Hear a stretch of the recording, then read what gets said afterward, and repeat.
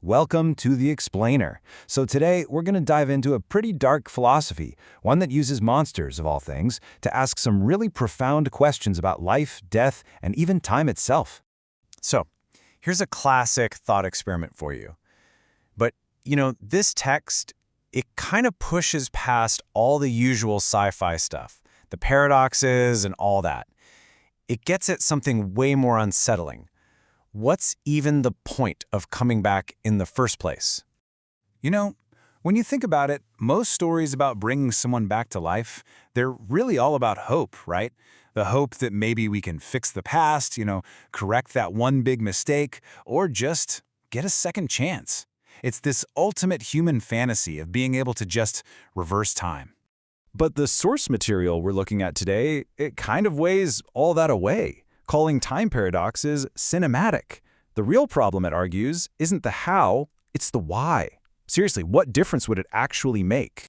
Okay, so let's really get into the meat of this. Let's look at the central argument from the necromancers themselves.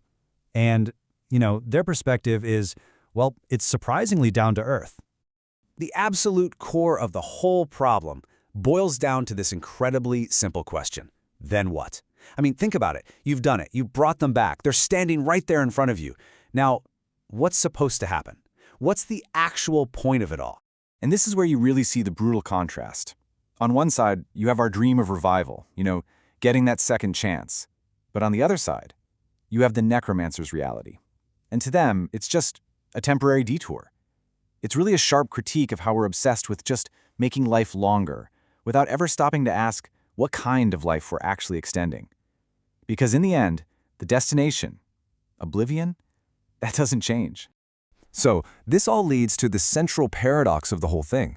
If bringing someone back only delays the inevitable, if you're just forcing them to die all over again, what's the point? It starts to feel less like a gift and a lot more like a totally pointless, even cruel exercise. Now, to really get why revival is seen as so futile, the text says we have to take a hard look at the nature of the life that's being brought back. And let me tell you, its assessment is pretty unsettling.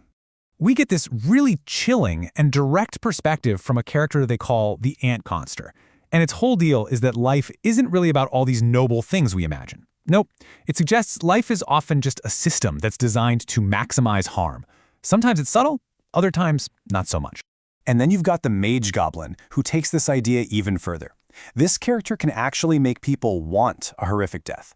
And it asks this terrifying question.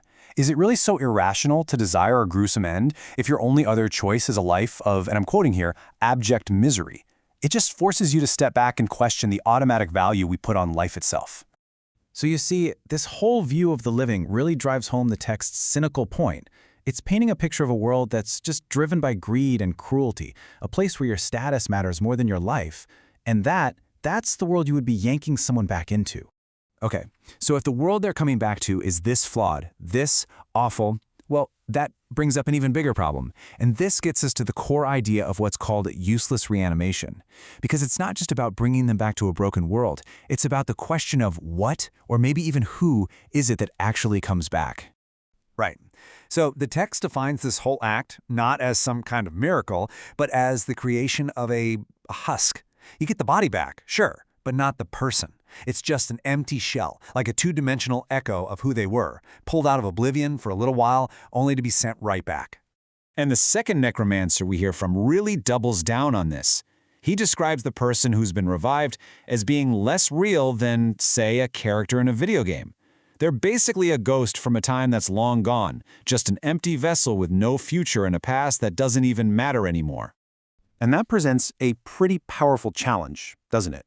Is this hollow, despairing echo really what you wanted to bring back? Is your goal to reanimate a person, or are you just trying to bring back a decaying memory?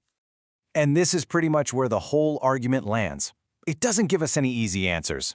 Instead, it flips the entire question right back onto us, the living, and it forces us to question our own motivations. The argument goes like this. To justify something as huge, as profound as resurrection, you would need a reason that is so powerful, so incredibly meaningful, that it could convince time itself, Chronos, to bend. You'd need a purpose so strong it could literally persuade the universe to break its own rules. And so, in the end, we're left with this one haunting question. The real issue isn't whether we can bring back the dead. It's about what our desire to do so says about the meaning, or maybe the lack of meaning, we find in our own lives. To what end? That's the question, and we're the ones who have to answer it.